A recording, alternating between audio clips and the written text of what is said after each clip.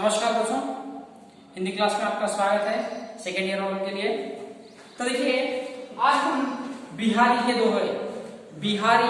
दोहे नामक ये प्राचीन काव्य है और इसके बारे में हम बातचीत करेंगे। तो देखिए, बिहारी जी बहुत प्राचीन कवि है। ये रीति काल के प्रतिनिधि कवि माने जाते हैं। कौन से काल के?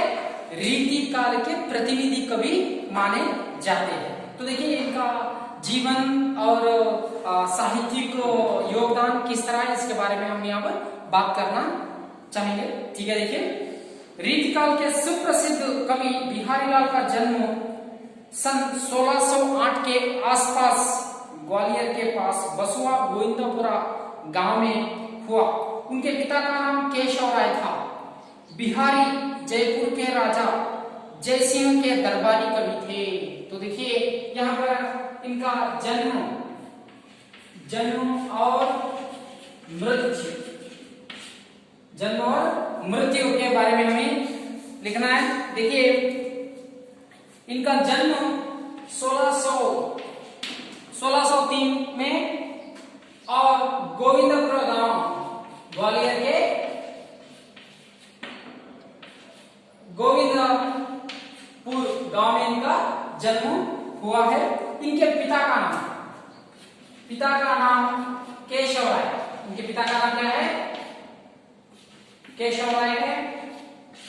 और इनका निधन मतलब मृत्यु देखिए, मृत्यु 1664 में इनका मृत्यु हो गया है। तो देखिए, इनके बारे में और इनके प्रतिनिधि कवि ये किनके दरबार में काम करते थे? ये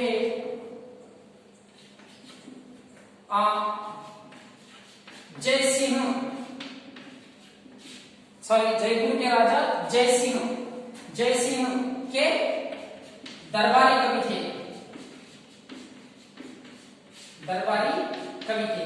किनके पास दरबारी कवि थे? इन्होंने जयसिंह के दरबार कवि थे। जयपुर के राजा जयसिंह के दरबारी कवि थे। और बिहारी रीति काल के प्रतिनिधि कवि है। ये कौन से काल के प्रतिनिधि कवि है? रीति काल के प्रतिनिधि कवि। रीति काल के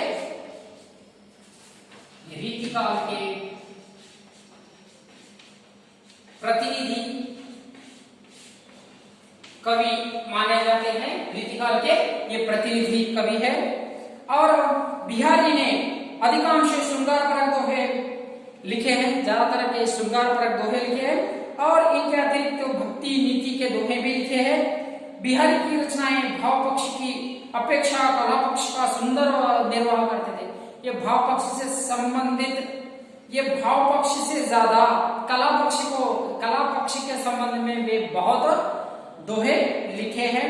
और इसीलिए कहा जाता है बिहारी ने गागर में सागर भर दिया। मतलब इनका कहते हैं कि गागर मतलब मटका, हांडी होता है ना मिट्टी का।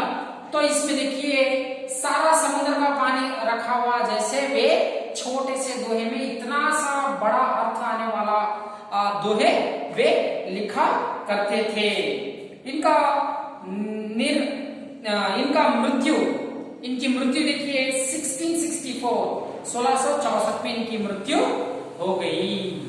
तो देखिए, इनकी भाषा ब्रज भाषा थी। इनकी भाषा कौन सी थी? ब्रज थी। देखिए, इनकी भाषा कौन से भाषा में लिखते थे? वे ब्रज भाषा में लिखते थे। ज्यादातर दोहे पूरे कौन से? ब्रज भाषा में लिखा है। तो देखिए, इनका साहित्यिक योगदान देखिए, यहाँ पर बिहारी का जीवन और बिहारी के बारे में यहाँ पर इस तरह है। बिहारी का जन्म 1603 ग्वालियर के पास बसुआ गोविंदपुर में इनका जन्म हुआ। और इनके पिता केशव राय, तो इन्होंने जयपुर के राजा जयसिंह के पास दरबारी कवि थे। और ये रीतिकाल के प्रतिनिधि कवि माने गए हैं। और ज्यादातर भाव पक्ष से छोड़ के कला पक्ष के बारे में वे ज्यादा सुंदर ढंग से लिखा करते थे। और इनकी भाषा है ज्यादातर पूरे दोहे कौन सी भाषा में लिखा है? ब्रज भाषा में लिखा है। जैसा एकमात्र एक मात्र इनके दोहों का संकलन 713 दोहे मिलकर एक संकलन किया है। इसका नाम है बिहारी सतसई। इनका नाम कौन सा है? बिहारी सतसई नामक पूरे 713 दोहे मिलकर यहाँ पर एक ग्रंथ का नाम से लिखा गया है, वहां है बिहारी सतसई। कौन सा है? बिहारी सतसई। ये सतसई मतलब 7, मतलब देखिए 713 दोहे का संकलन ही बिहारी सतसई। 713 दोहे का संकलन बिहारी सतसई। ये पूरे मुक्तक काव्य में लिखा करते थे। तो देखिए इनकी बिहारी अपनी रचनाएं सतसई से बहुत प्रसिद्ध है। यहाँ मुक्तक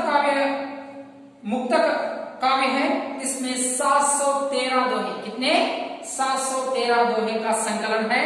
और बिहारी सतसई प्रेम, भक्ति, नीति से इससे संबंधित बहुत सारे दोहे लिखा है।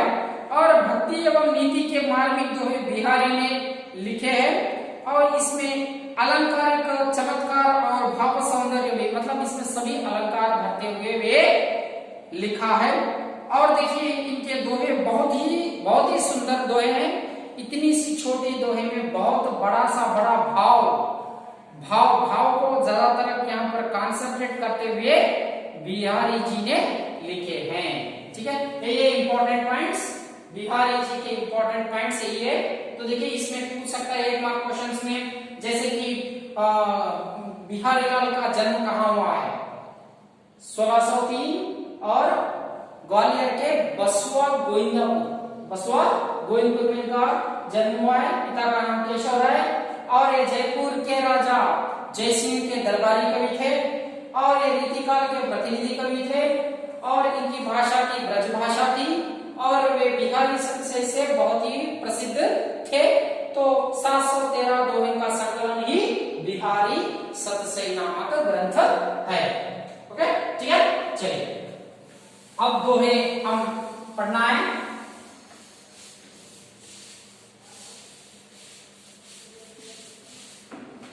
बहुत ही अच्छे इनके दोहे,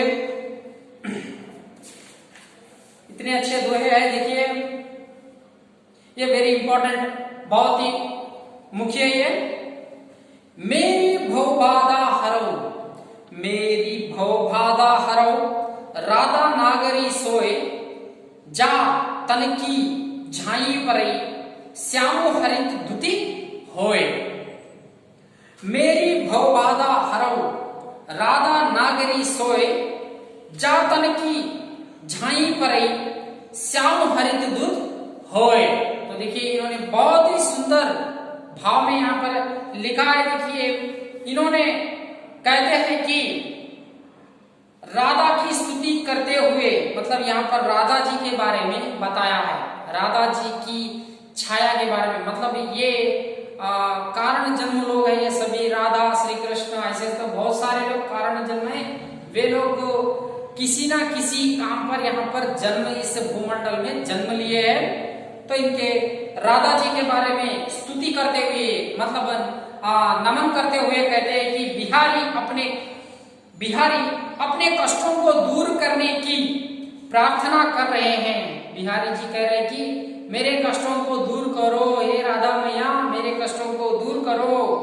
और कहते हैं कि राधा की मात्र परछाई मतलब मालूम है ना, शाडो, परछाई मतलब शाडो, परछाई पड़ने से श्यामो रंग हरा बन जाता है। श्याम मतलब श्री कृष्ण, मतलब काला रंग। श्री कृष्ण किस रंग में होता है? काला रंग में होता है। तो कह रहा है कि राधा जी की परछाई अगर काले रंग पर पड़ जाता है तो वे हरे रंग बन जाता है। हरा रंग ऑटोमेटिक क्या हो जाता है? बन जाता है।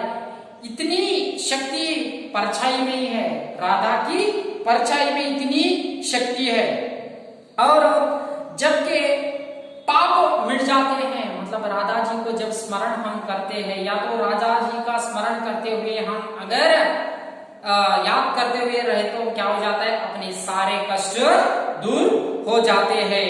इसीलिए लोगों को कह रहे हैं कि कष्टों को दूर करने की प्रार्थना राधा मैया से अपने बिहारी लाल ने कर रहा है कि हे राधा मैया, आपकी परछाई ही काफी है जो कि हमारे कष्ट पूरे क्षण भर में मिट जाएंगे।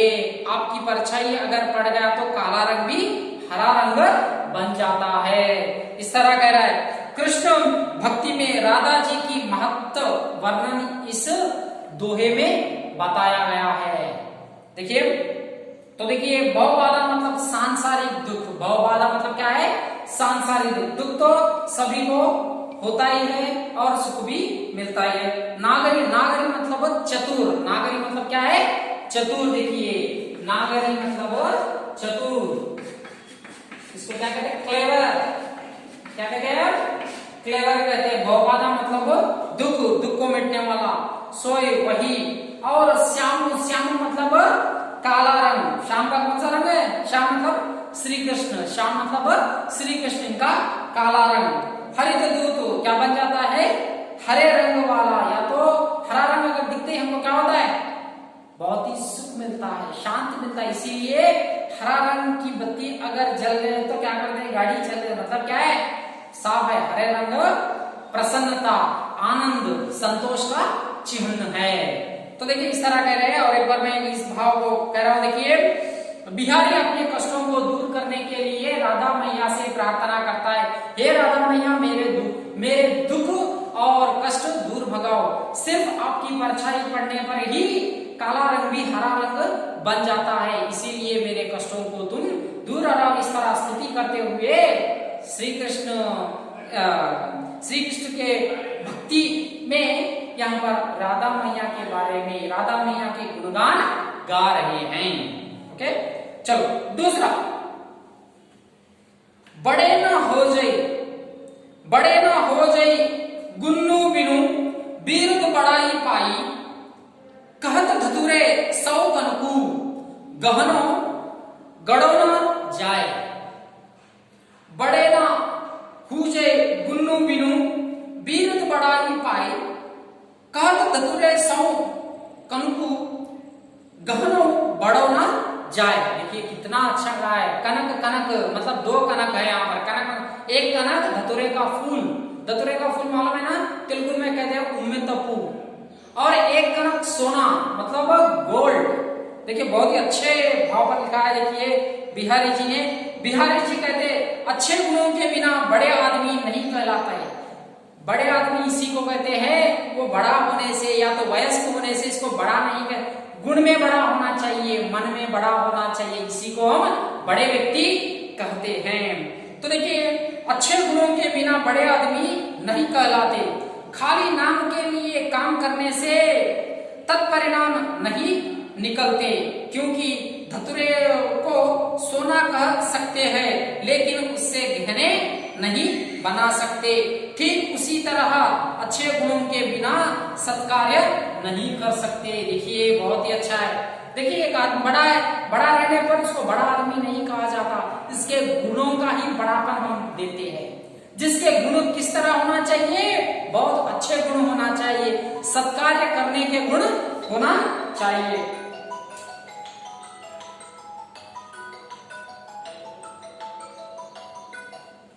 हेलो, हाँ हेलो, हाँ लिखो लिखो लिखो, नहीं लिखो लिखो, स्टीफन लिखा है भैया, लिखा है तो कैसा बड़े से लिखे, हाँ यूज, हाँ नहीं स्टीफन से लिखो, तो देखिए यहाँ पर हमारे कह रहे हैं कि बड़े इसी को कहते हैं, अच्छे गुण के बिना बड़े आदमी कभी नहीं होते। खाली नाम के लिए काम करने से तत्परिणाम मतलब अच्छे काम नहीं बन जाते, वे गुण के ऊपर निर्भर है। क्योंकि धतुरा मतलब मालूम है, धतुरे का फूल, उसको भी कनक कहते हैं, सोने को भी कनक कहते हैं। कनक कहने से धतुरे का फूल से हम गहने बना सकते हैं क्या? नहीं बना सकते। इसीलिए यहाँ कह रहे हैं कि अच्छे गुण वाले जो लोग होते हैं वो ही बड़े आदमी बुलाए जाते हैं। अच्छे गुण जो है वही लोग बड़े आदमी कहा जाता है। और ऐसे ही लोग अच्छे कार्य सत्कार्य कर सकते हैं। बड़े आदमी के गुण उल्लेख किया गया है इस दोहे में। तो देखिए बड़े आदमी किसे कहते हैं, बड़े आदमी किसे कहते हैं, जो अच्छे गुण से होते हैं, इसी को हम बड़े आदमी कहते हैं। ओके, नमस्कार दोस्तों।